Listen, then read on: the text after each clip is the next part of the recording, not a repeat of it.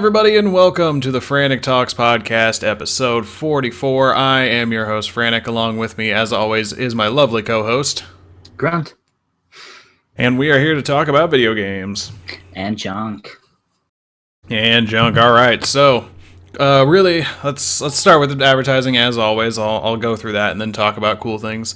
Hope you guys are watching us live. If not, you can catch us at twitch.tv/Frantic Talks every Saturday, 3 p.m. Eastern, if you want to check in, talk with us, have some fun, and enjoy the ride. Beyond that, you can get to us at Twitter. At FranticJ3 is me, at Onyx Spartan, ONYX is him, and then you can go to at Frantic_Talks, that's where we'll be, both of us, essentially, talking to you guys. And then from there, you can head to FranticTalks.com, magic.frantictalks.com. That's the mothership. That's where we talk about, our video games, post our podcast, talk about Magic, all that fun stuff. And then from there, you can head to Facebook.com/Frantic Talks. That'll be all one word. That's where we post most of our articles, our podcasts, all the fun stuff. And then if you head over to YouTube, search up Frantic Talks, you'll find our YouTube channel where we post the video version of our podcast, and we post some other cool stuff. And that will continue to be having more and more really unique content there. So, I think that covers everything? I do believe so. Yeah, I believe so. Basically, just look up Frantic Talks. Search Frantic Talks. You should find us just about everywhere. So, with that said, Grunt, how was your week? Busy. Busy, yeah? Yes, very busy. The biggest part of that was getting this new desk that I'm using. If you noticed, behind me, looks different. Just from last week. Yeah. See more of my stuff behind me here. So yeah, I have an actual computer desk here, so we should make working on some video projects for us a lot easier too, because my cord for my capture card will work, reach from my consoles over to my left. Nice. I won't have a wobbly table anymore, which is going to be amazing. Mm-hmm. So, but yeah, that's pretty much how my week has been spent. Picked up one of the new Commander decks, 2016 Commander decks. Yes, hoping to try that out this week. Which one did you get? Tonight. It's the Entropic Uprising, sitting right here to my right. Trying to remember which color that doesn't have. It looks like it is white. Yeah. Doesn't have white? Oh, okay. Does not have white. Nope, it's blue, black, red, and green. Okay. That one's really fun. That's what our Luke, our other writer on Magic Talks, for Magic.Frantic Talks, he picked that deck, and he's been doing some really fun stuff with it. We're actually working on an article series, so I guess I'll talk about that first, unless you had anything else to add to your week. No, that's pretty much it. Okay, well, a couple things have happened this past week with me in terms of just some cool stuff. First off, I will talk about why I don't have a microphone in my face anymore, and that is because I am using a Yeti Blackout Edition. So, probably one of the best podcasting microphones out there. I don't want to move my webcam and show it to you just because my webcam is also new, and I'm still trying to get the hang of hooking it up to my monitor. It doesn't have it doesn't just clip on or anything. It kind of just sits there. But anyways, I got the Logitech 922C, which is their latest version. It was basically the sequel, is the best way to put it, to their, the 920, which was used by streamers for the past couple of years. So, I upgraded my stuff. I got basically a bunch of gift cards and was able to do that. So from here on out, I'll be using this awesome new HD webcam that should look a little better than my previous one, and the videos we release should be even better now, because it all just looks much better.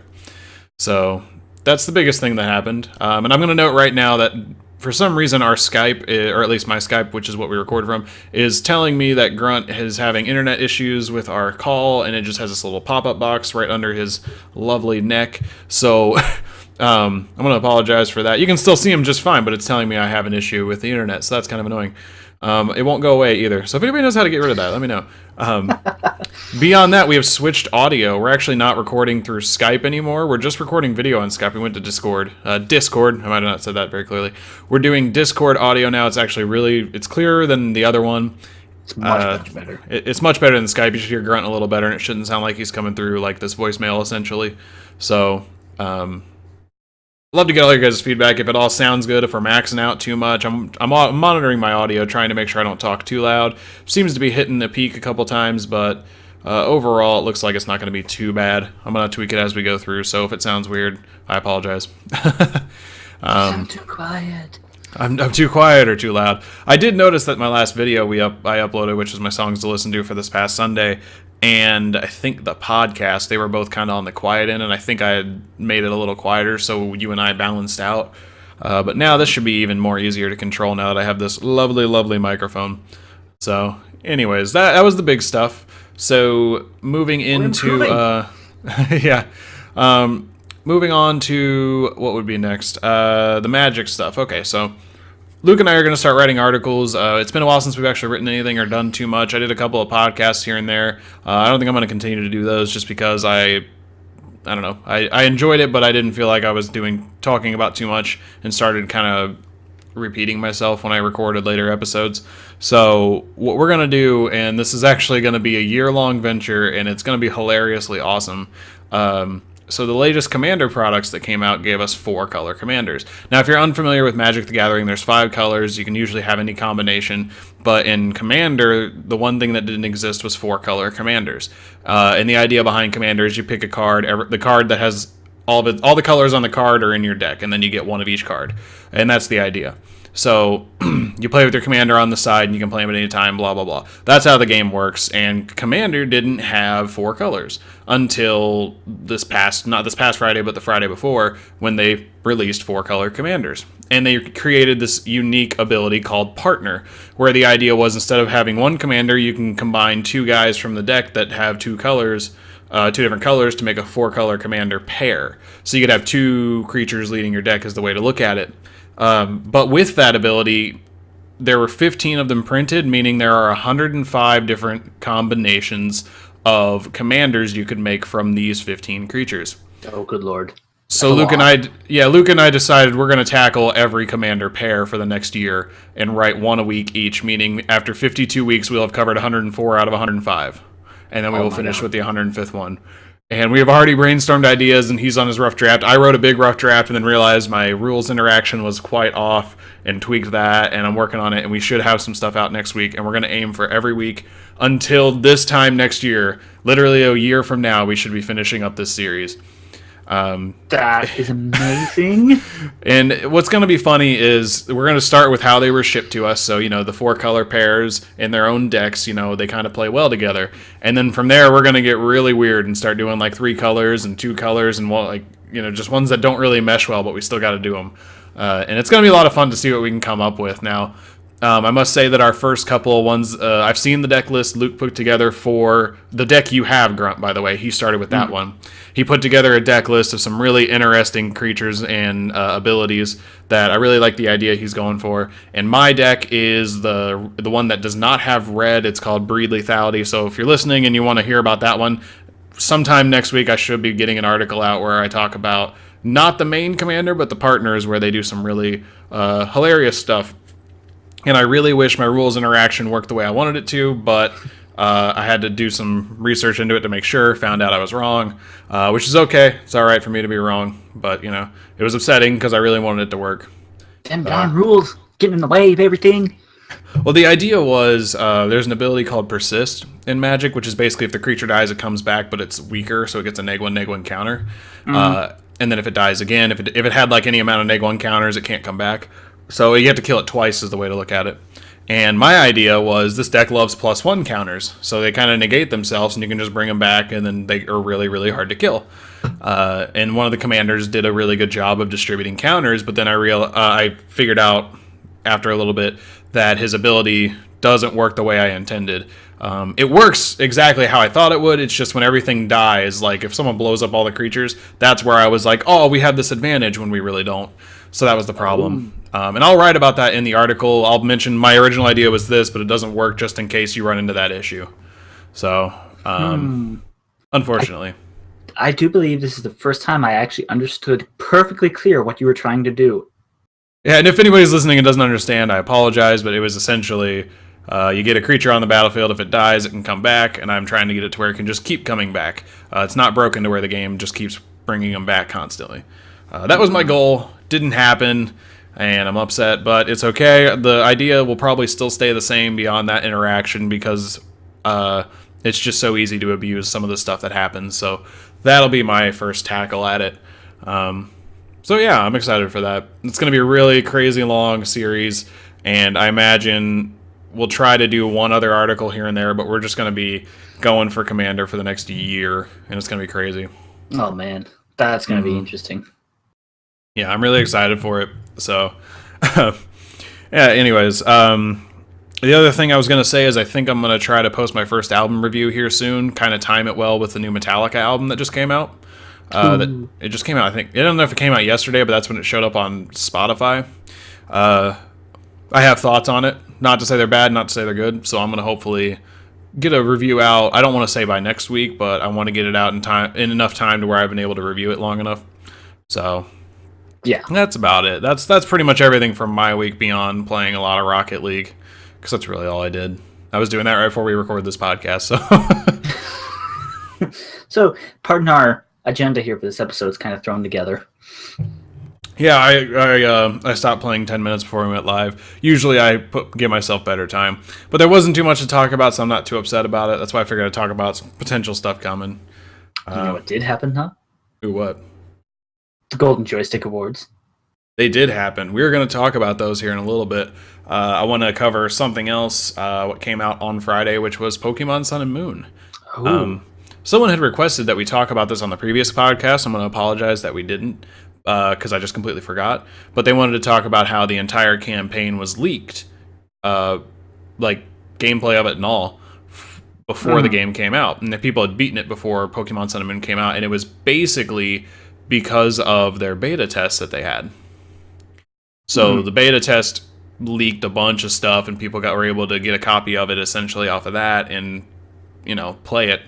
Which I believe Nintendo's cracking down on people who did that, but yeah, that happened.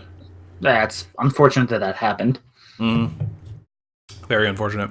So yeah, but beyond that, it did just come out, and I wanted to talk about some of the stuff that came with it, but I haven't played it, and a lot of the stuff that we needed to watch and talk about would take hours. So I'm instead going to talk about a rumor circulating it really quick, and that is the Nintendo Switch is going to get Pokemon Sun and Moon, supposedly, or at least a version of it. Ah, yes. It would make sense, really, honestly. It would, because I was sitting there thinking, like, would Pokemon Sun and Moon be able to be played on this mobile console? That was one of the first thoughts that came to my mind when the Nintendo Switch was announced. And the thing is, Pokemon hasn't had too much on the console realm for a little while now. I don't want to say the last time we got anything beyond like Pokken Tournament was the Wii, not even the Wii, like Nintendo GameCube had like Pokemon Coliseum and stuff like that. But something in the realm of that, I don't think we've truly had anything beyond just the console, or not the console, the portable games. Right. So it would make sense that they sent it in there. I mean, this system is going to be crazy. And NVIDIA just announced that the Nintendo Switch is like going in bold directions or something. Like NVIDIA, the guys who not only have their graphics and stuff in the Switch, but they mentioned that they were going to be. They mentioned that the Switch was just like super innovative. Now that's a blanket statement, of course, but I think that's something to keep your eye on. And do you remember what didn't we guess how much it was going to cost, the Switch? Yes, I guessed around the $250, $300 price range. I don't remember what you said, though. I think you said higher than that. I want to say, because I know I was thinking it's going to be barely more expensive than the 3DS. I remember saying 250 to 350 because everybody else was like, oh, it's going to be 400 to 500. And if I remember correctly, they announced it at 250. Boom. So hashtag called it. Fuck all you people who thought I was wrong. Ah, jeez. Tell us how you really feel there. But I thought it was really funny because everyone's like, oh, you're crazy. And I'm like, I'm not. I know Nintendo well enough to sit here and say they're going to undercut the market. I don't know if they'll sell it at a loss, but, the PlayStation 2 is one of the most successful consoles, and they sold it at a loss for a long time. So, Oh, yeah. Yeah, it sold so much that, they were eventually able to recoup what they lost, so. Yeah, exactly. And that's, it's dangerous to do it that way, but. Oh, yeah. It worked out for them because they had a really good system. Not gonna lie, I had a PlayStation 2. I think a lot of people most people had a PlayStation 2. Oh yeah. I don't know if you did, but I did. No, my first console, which fun fact, just celebrated 15 years of being a gaming console this year. Ooh, I gotta guess. Go ahead. What's your guess? The Dreamcast. I mean, did the Dreamcast do that too? No, I just wanted to be stupid because it's the Xbox. I was gonna say, I mean, I don't know my retro console gaming history, so for all I knew, the Dreamcast actually was 15 years old. But honestly, I want to say the Dreamcast is actually closer to 20 because it was like the late 90s. Should be older than that, yeah. Mm-hmm. No, I knew what you were gonna say. I just wanted to be really dumb. Yeah, my first console was the original Xbox back in 2003 is when I got mine. Good shit. Well, nice. I don't remember when I got mine. I want to say it was when I got Halo 2 because we got it in the bundle with the TV. Oh. Yep. So, yeah, we bought this brand new TV and it came with an Xbox, and I was like, "Well, I need a game for this Xbox, Mom. How about Halo 2?" Because I was excited for Halo 2, and that was how it worked out. So yeah, I was quite happy with that. So that means I started Xbox in 04, really? Huh. I got a 360 around the time it came out. It's just I didn't get Xbox Live for it until, like 08, I want to say. Man. Very beginning of 08. Because I got it for Christmas of 07, but didn't activate it until 08, so, you know. Yeah. I think it was 2007, late 2007 is when I joined the ranks of online gaming in Xbox Live. Yeah. Well, that means I've been doing it for almost 9 years. You've been doing it for almost, technically, 10. If we're going to count 07 and then 2017, even though you might have joined towards the end of 07. Yep. Yeah, we've been doing this for a while. All right. That was a fun nostalgia trip. Yeah, okay. Let's talk about the Golden Joystiq Awards. I don't feel like segueing that hard into that. Golden Joystiq Awards. Those happened? Okay. They apparently did. And I'm going to apologize because Wikipedia is left aligned, and so most of it is behind my face, but, you know, we'll read it through for you here if you're not watching it live or watching it on YouTube. So, the Golden Joystiq Awards happen. They have a bunch of different ones, like Best Original Game, Best Storytelling, and all the like. That happened, last night? The 18th? It was indeed last night. I can't talk. This is what getting a desk does to me. He's struggling, guys. He really is. No, but... Your setup, it's different. I can't handle it. Oh, geez, that's funny. All right. Okay. Golden Joystiq Awards. Let's put on our serious face here. Mainly mine. I just, death stared, my TV, my fucking monitor. That's amazing. What's really tricky is I'm, talking to Grunt, but the problem is he's not where my webcam is, so I'm not, making eye contact with the webcam. So that's a little... Either way. And the fact that I can't see you, so I can't rightfully react to your death stare. Yeah, we still haven't figured out how to fix that. I don't believe there's going to be a way to, because Open Broadcaster software requires full attention from my webcam. So, unfortunate, but, just make believe, Grunt. You know what I look like and talk and do. Yes, I do. Okay, anyways. All right, we're going to start off the going through the awards here with some of the ones that you're not going to understand because there's no links or anything like that. So the first award, I'm just going to go here, Competitive Play of the Year. If I had a video of it, I'd play it, but there's no link. If you know this, link it to us, I guess. It was Cold Zera's Jumping AWP Quad Kill at MLG Columbus. So actually, that's not too far from me. I live close to Columbus. But I'm assuming that's something from Call of Duty, because AWP sounds like something that would be from Call of Duty. Jumping AWP. I mean, I'm gonna guess CS:GO, but could be that too. AWP, I'm pretty sure, is a type of gun. Yeah, that would happen, and we're already getting notifications that there's something wrong, even though there isn't. Okay, another one. Being internet. Yeah, exactly. The YouTube upcoming personality of the year, Jesse Cox. I don't know who Jesse Cox is, so I just kind of glanced over that. And then, sorry, Jesse Cox, if you're listening to this, we don't know who you are. Yeah, if you're listening to this, what's up, dog? Hit me up. I don't know who you are, but shit, man. So those are the two that I don't really have much to say about because I don't know anything about them. But we can move on to just going down the list here, or at least the list on my screen. I don't know what Grunt has on his screen. I mean, I have the same thing. I have Wikipedia pulled up. Oh yeah, the Wikipedia. Okay, so best original game. If you had to guess where this would go, I doubt you'd guess what got it. And I don't know what the nominees were, but it's really weird that Overwatch took this. I Because I don't. don't. I don't see how Overwatch really is an original game. It's just an arena-based FPS. That's all it is. Maybe they're giving it to the lore, but even then, That's a stretch if that's the case. the lore is just like Destiny, where you have to go out of your way to find out about it. So I feel like that's just, I don't know, best-selling game. Here, take awards, because it's not. That's not the only time it shows up on this list. It's like 4 more times. Spoiler alert. So next up, we have best storytelling and best visual design. Both go to the same game / expansion. Yeah, it's an expansion. Yeah, which is The Witcher 3 Wild Hunt Blood and Wine, of course, by CD Projekt Red. The Witcher 3 is a game that I've played all 5 minutes of. It looks amazing. I'm not surprised visual design was given to it. And I've heard numerous ridiculous praise for this game. Yeah, so I haven't played it at all, and it does look good. It's evidently a very good game because I think last year at the Game Awards, the totally different game award show. The other award show that isn't this one. Yeah. Very specific, but continue. Very specific. But if I remember correctly, I think The Witcher 3 pretty much ran away with a lot of the awards for that. So it was the Spike one, because that's the one we covered last year, and I remember us going like, Jesus Christ, Witcher 3. Yes, exactly. And that's pretty much how I feel now. It's like, all right, it's good, we get it, but come on.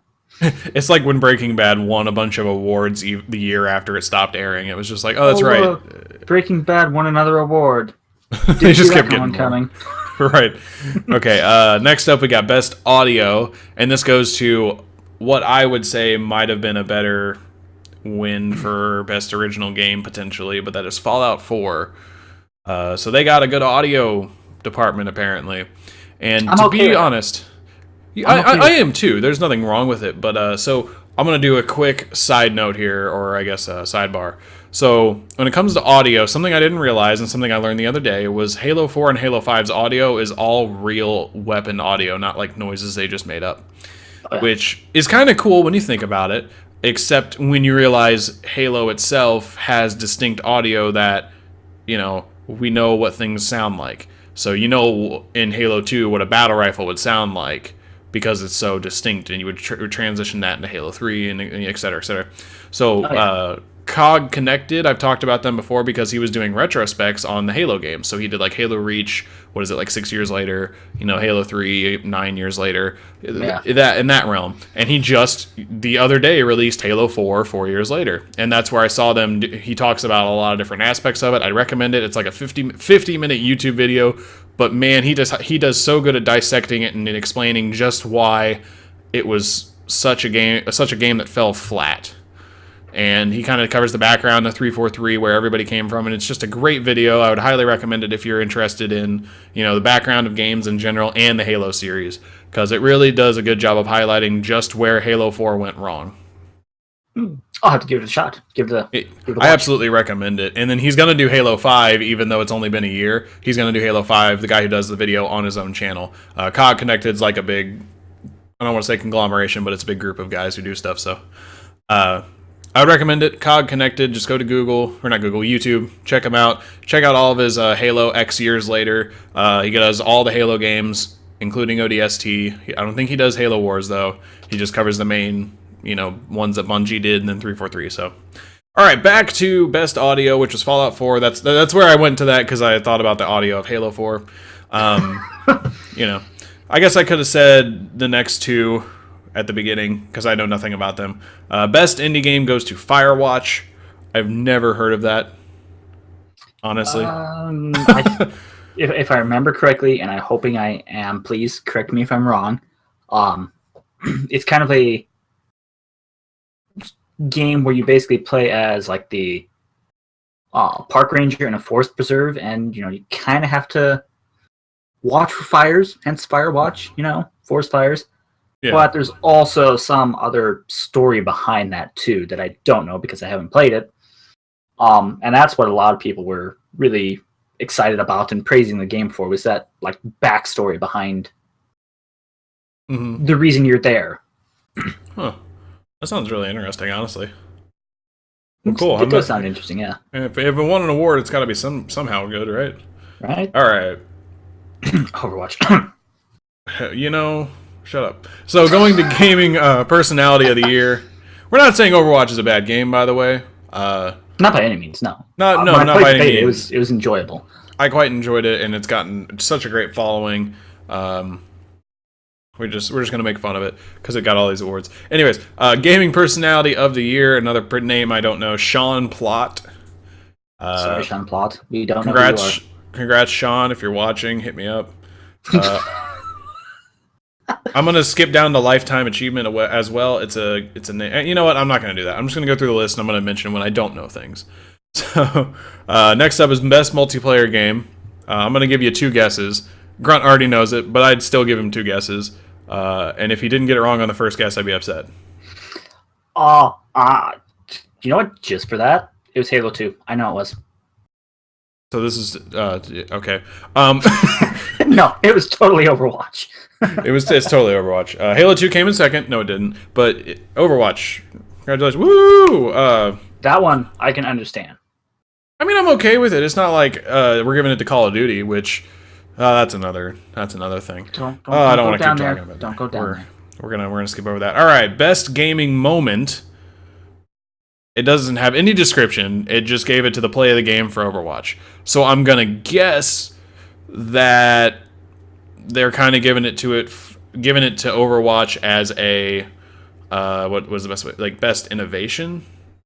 Even though there's an award called Innovation of the Year later on in this list, because play of the game is really cool. Not gonna lie, I really like that because it kind of highlights something someone really did. Oh, yeah. It's just I don't know what the best gaming moment is. I think it was like the most favorable or memorable gaming moment because when I was looking at the nominees, they had others that were from like I think Tomb Raider, one from Tomb Raider, and it was things that happened in the game to be like, oh yeah, I remember that. So so it could be like a really cool part in a storyline, like right. Master Chief throwing a bomb into like a ship or some shit. Yeah, something like that. Okay. So I'm a little confused as to why that won it, but again, yeah, because then that doesn't really fall into that category. I think it would be more so maybe something like innovation. We're gonna get like hung up on everything Overwatch won. There's still looks like 2 more to go on this list. No, we won't. That's a challenge I accept. All right, fine. Okay, so Studio of the Year. Man, we've had so much variety in these first like 6, or not even 6, like 10 awards. Studio of the Year goes to CD Projekt Red, the guys who made Witcher 3, leaving us with only 4 games total so far that have really been announced. And I'm not gonna lie, the rest of the list kind of looks the same. So it's one of those award shows where you're just like, is this paid for? No, not at all. Like, okay, so CD Projekt Red, they're a good studio, not trying to take away from them, but it's just like, if we're going to give out awards to the same people. Breaking Bad winning everything, yeah. Everything after the show ends, And to be fair, Breaking Bad's amazing, just throwing it out there. It's just, it can kind of get ridiculous. Anyways, Innovation of the Year, here's where I get really mad. Grunt, who got the Innovation of the Year? Well, Innovation of the Year goes to Pokemon Go. Yep, that's just me being silent because I'm mad because I'm going to scream if I don't. Like, really? Really? Now, have you played it? Why do you feel that way? Because they fucked this game 7 ways to Sunday. This game is just bad. Like, okay, I loved it when it came out. Don't get me wrong. The tracking in it was amazing. The amount of people going outside and interacting, I loved it. But then Niantic was all like, you know what we should do to this really successful game?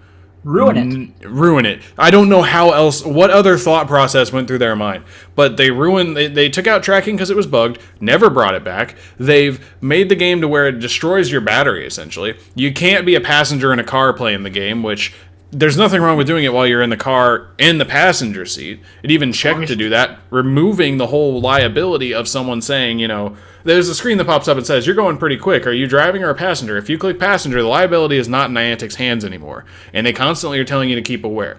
So there's nothing wrong with people doing this. But now you can't do anything in the car anymore, pretty much. The only thing you can do is possibly catch wild Pokemon, but if I remember correctly, they will run away at a faster rate if you're driving away from them. And now, the amount of decryption it requires to just figure out the smallest little thing by a third party, which apparently they don't want third parties touching their stuff, even though they kind of let them do it in the beginning, is unbelievable. And there's just so more on top of that. They're not transparent. They don't talk to the community. They're just like, hey, check out this feature. And we're like, hey, how about you fix the game? And they're like, yeah, but what about this feature? What about this feature? Oh, that feature broke. But what about this feature? It's just, for fuck's sake. That feature broke those two other features that we just introduced. God, and all these all the encryption and stuff that they do in this thing causes your battery to die so fast because it has to use so much CPU to do the simplest thing. And what I mean by that is, in the most simplest way possible, if you were to take the equation 2 plus 2 and you were to look at it and say, how would I solve that? I would take 2 and add it to 2.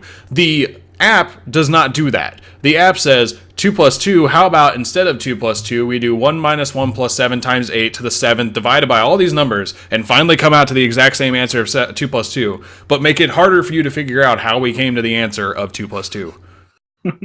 And that destroys your CPU because it's on every little function. Like a wild Pokemon pops up, that probably I don't know, decoded half the sun to show up. And then it has to do it 3 more times. So it's just unbelievable. Oh my god, this is amazing.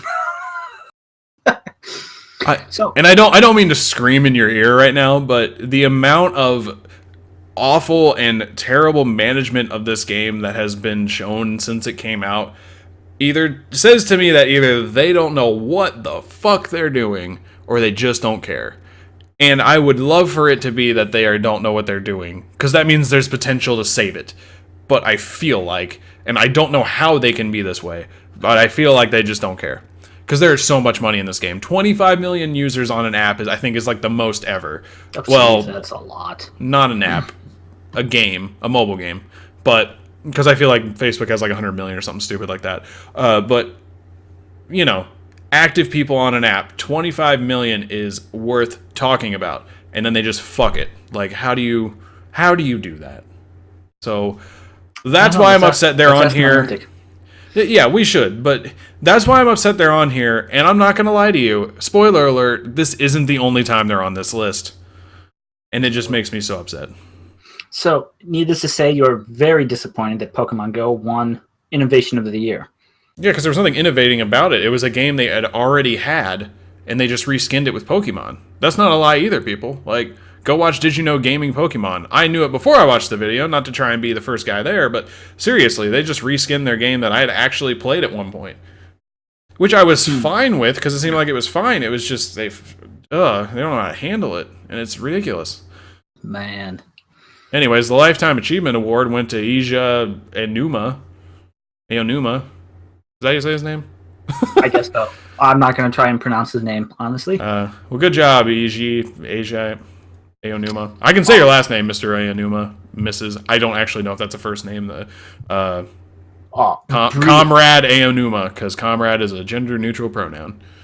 Yes, it is. He was the series producer and manager for The Legend of Zelda. Oh, nice. Congratulations. You deserve a Lifetime Achievement, because, Legend of Zelda is pretty great. It's literally legendary. Indeed. Good pun. Freak Show would be proud. He would. Okay. Next up, best gaming platform. This could go a bunch of different directions. Can I guess? You can guess, even though you know it. That's true. I feel like I should have quizzed you on all this instead of having you pull it up. Or you should have done it to me, because you're the one that mentioned the awards. It's true. It was totally Steam, by the way. It goes to Steam. Steam is a very good platform, in my opinion, although I do not like the greed that Valve has. So, Steam's good, though. I like Steam. If you want to talk to me about all the random shit I'm mad about, you can go ahead and tweet at me. I'm sure I will continue these random rants. They're very fun, but I'm always upset. And best gaming performance. You should literally tweet at me, at him. Yes, do that. So, best gaming performance. This would be like a voice actor, typically. which it does go to a voice actor if I'm not mistaken. It does. I love this person's name. Go ahead. I'm going to let you pronounce that. Doug Cockle. We're mature adults here. I don't even remember what there's a movie I've watched when I was much younger that cockle was an insult. I don't remember what it is. Someone tell me what that movie is. Might be a TV show, but I know cockle was used as an insult. He played Geralt of Rivia in The Witcher 3 Wild Hunt Blood and Wine expansion. So The Witcher 3 is back, winning another award, giving it to a voice performer named Doug Cockle. Yep. So could have had any other last name. Nope, shit, I would have accepted. I would have accepted Crackle. Crack like the fucking candy bar. Anyways, competitive game of the year. This is a game. This is a game I never would have seen it coming. Honestly, no. I mean, if you would have guessed CS:GO, you'd be. I wanted to say right, but you're not. This one makes much more sense, and I'm okay with Overwatch winning competitive game of the year.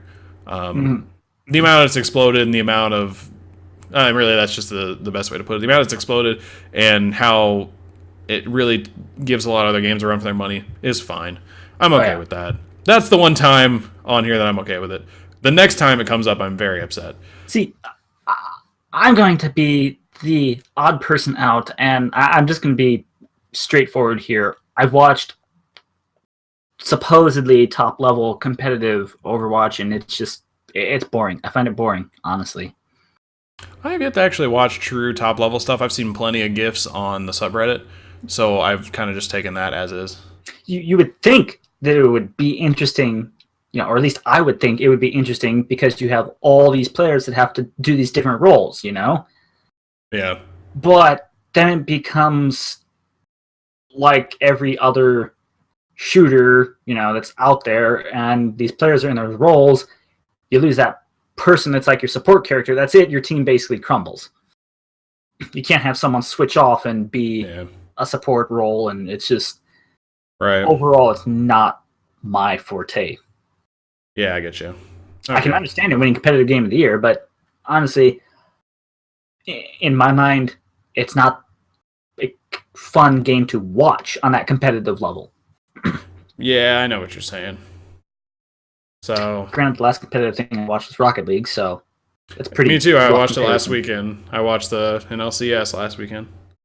The National League Championship Series. I mean, what? RLCS. Whoops. Anyways, there's a phone call. Ooh, someone answer that phone. What? That's not. Oh, it's not. Okay, I misunderstood. Okay, we're gonna speed through here because we're getting a little. Totally fine, but keep going. Yeah. We're gonna get a little speed through the last couple here just to get through the time. Most of these, there's only one on here I'm upset, but this is game of the year for each platform. So Nintendo, PlayStation, Xbox, and PC. The only one I'm upset about is PC. You'll find out in a minute why. Nintendo's game of the year goes to Legend of Zelda Twilight Princess HD. In terms of what games could have won that, I'm not 100% sure. It's kind of interesting that it's an HD remake that won it. Do with that information what you will. PlayStation Game of the Year, could have called this one from the beginning, goes to Uncharted 4, Thieves' End. And I'm going to assume rightfully so. When we did the Metacritic analysis, it was pretty damn good. There's a lot of people I know that picked it up and played it. They really enjoyed it, so... Yeah, exactly. Xbox Game of the Year goes to Rise of the Tomb Raider. I've only heard good things about that game, so... Actually a very good game. I've played a little bit of it, about half of it, and it's actually very good. I'm in agreement with that one. PC Game of the Year goes to our good friend Overwatch, and now I'm upset. Oh, you're even going to get more upset as we go. I know. We're not done. I forgot the other thing that could get Game of the Year. What handheld mobile game, guys, do you think deserves Game of the Year? Did you guess Clash of Clans? Well, you shouldn't have, because that came out like 2 years ago. But, we should really give it to the game that had 25 million active users, and then for some reason took a shit on 25 million active users. You mean Pokemon Go? Yeah, I mean Pokemon Go. We're just going to skip that. Like, that didn't actually happen. They didn't get Mobile Game of the Year. Mobile Game of the Year, I don't know what it went to, but it was not Pokemon Go.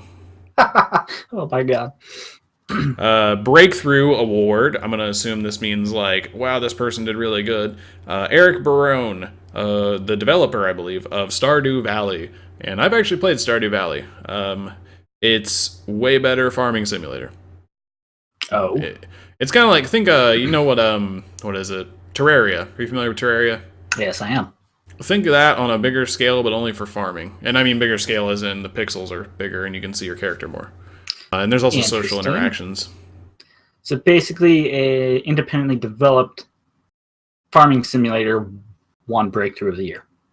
Yeah, and rightfully so. I enjoy the game. There's more to it than just farming. You have to go into like the town and develop relationships with people there and buy different items and different seeds and stuff. And you have to manage how much fatigue and endurance you go through. There's a lot to it, more than just planting stuff and growing it. But I definitely am glad that that got recognition in some manner. I feel It's like actually that, pretty cool. I feel like that was probably in the running for best indie game. Should have won. I mean, Yeah. So Hall of Fame. before we go to Hall of Fame, can we just reflect on the fact that there's a game series that comes out every year called Farming Simulator? Yeah, I have it. I have one of them. That still blows my mind every time I didn't go out and buy it, to be fair. I got it in a humble bundle. But it's honestly, it's kind of cool. It's not your Farmville from like Facebook. It's you literally have to get into a tractor and hook up all the equipment and shit. Yeah. Which you are role playing as a farmer. Yeah, I like the authenticity. And if Euro Truck Simulator, you know, a game where you just drive a semi truck, can have a bunch of active users and people love it, I see no reason as to why this shouldn't. Not gonna lie. That's true. Can I buy John Deere tractors? I don't know. If so, I'm sold. So is the tractor. So moving on to Hall of Fame here. So Hall of Fame is essentially looks like it's characters that are like global recognition essentially. So like Legend of Zelda, Link would probably be in here. Don't know if he actually is. I could probably scroll up and find out. Goes to Lara Croft of the Tomb Raider series. And yeah, that makes sense. Quite okay with that. Yep. Moving on, 3 more to go. We have Critics' Choice, Titanfall 2. So that's one I feel like could have gone in competitive game potentially. It might have been in the running. That's where I'm just kind of like, I don't know. Titanfall 2's been out for like a week. So, well, it's not been a week, but it's been, you know. It's been about a week and a half, maybe 2 weeks. Yeah, it didn't have enough time to make enough of a... Yeah, not enough to really put it in a end-of-year award show. Yeah, not enough impression, I think was what I was going for, so that makes sense. Yeah. Most wanted game, I'm going to assume this goes into our hype fest that we were talking about last week. That goes to, apparently, Mass Effect Andromeda. It's a Mass Effect game people want. People like Mass Effect. And unless it's the ending for Mass Effect 3, then not so much. Yeah, exactly. I don't even know what the ending is, but I know it sucks. So, Ultimate Game of the Year. So here's your Game of the Year. Ultimate Game of the Year is Overwatch. No, it's not. Who do you think? All right. You know who it is, but who do you think was in the running for this on top of the winner? Well, I imagine Overwatch would be. I'm glad it didn't win if it was. Because it's a end-of-year award show, why not throw the latest Call of Duty game in there? Honestly, I doubt that would be an Ultimate Game of the Year. That'd be like throwing Madden in there at this point. Yeah, you would think that, but hey, who knows? I shrugged my shoulders. Pokemon Go. It was totally Pokemon Go was definitely in the running at the rate they're giving it awards. I will have you know, Pokemon Go has won more awards than Fallout 4 at this fucking award show. I think by them giving and Pokemon Rise Go, of the Tomb Raider. Let that sit in. I think by them giving Pokemon Go one award, it struck a nerve with you. It might have. All right, the winner is Dark Souls 3. And I think that'll be my pick for Game of the Year when we do our picks, probably in a week or two. Man, Dark Souls 3 is really good. I actually played that one. Like, a lot of people... you might know that we don't get to play too many games on this show in terms of just, we only have so much money to throw around. But I have played Dark Souls 3, and I think that's probably going to win a lot of Game of the Year awards because it's damn good. So. Oh, yeah. I know a lot of people that are really in love with that game. Yeah. I I do too. So we're basically at time now. I had an idea of what else I wanted to talk about, but our Golden Joystiq Awards went a little longer than normal, so I think I'll save it for next time. I'm not going to tell you what it is. We're going to get you... We're going to keep you coming back. I'll tell you when we're done, just not them. We'll make you come back next time. So, anyways, I think that about does it, unless you got anything else to add. Pokemon Go for Game of the Year. Boom, calling it. It's going to be your personal favorite. I'm just going to end the podcast now if you keep going. All right. All right, guys, so if you want to continue this conversation and tell me how much you think Pokemon Go doesn't suck, so you can go to Twitter, @FranticJ3 is me, @OnyxBarton is this gentleman over here. You can head to @Frantic_Talks to yell at both of us. We'll probably be a little more professional, in air quotes, just because that's the official Frantic Talks account, not his or I personal accounts. Nonsense. His or my personal accounts. Professionalism? Me in the same sentence? Nah. Nah, not at all. Never. If you want to talk to us, well, I guess not talk to us, but you want to hit us up on Facebook, /Frantic Talks. Wow, that was like a mouthful of shit. Facebook.com /Frantic Talks, all one word. That is where you can find, where we're going to post podcasts and other random things. Well, you can also head to frantictalks.com and magic.frantictalks.com. If you're really interested in that Commander series I was talking about, we should start posting that sometime next week at magic.frantictalks.com. It's going to be crazy. It's just going to be a lot of fun, I think. And then beyond that, head to youtube.com, search up Frantic Talks, and subscribe. So if we get 100 subscribers, I can tell you what the URL is instead of saying, go subscribe after searching. That's where we post the video version of all these podcasts. We post songs to listen to every Sunday. I'll start posting a music review every now and then. And we should be getting some videos of gameplay with different commentary and different purposes up eventually. So, now that I have a desk, I can do that. Yes, now that Grunt has a desk, we should be pumping this stuff out like it's our job. Kind of is. So, beyond that, I think that's just about everything. Anything else? No. Okay. Not that I can think of. And if you want to find all this information, like I said, go to frantictalks.com or search Frantic Talks. Either way, frantictalks.com should have everything you need. If you need everything related to the podcast, click on the podcast, head to the footer to find our Twitter links. All that stuff is there for you to find. And so, yeah, I think that about does it. So, yeah, guys, twitch.tv /Frantic Talks. Can't believe I forgot that. That is every Saturday. Yeah, shame on me, man. Every Saturday, 3 p.m. Eastern, we would go live, and you can join us in on the conversation. Although I forgot to open up the chat box today, not going to lie. Sorry to anybody watching who's trying to talk to me. Whoops. They're yelling at you already. I'm yelling at you right now. They probably are. All right. So we can continue the conversation on Twitter. But anyways, I'm Frantic. I'm Grunt. Fuck Pokemon Go, and we'll see you next time. Oh, God.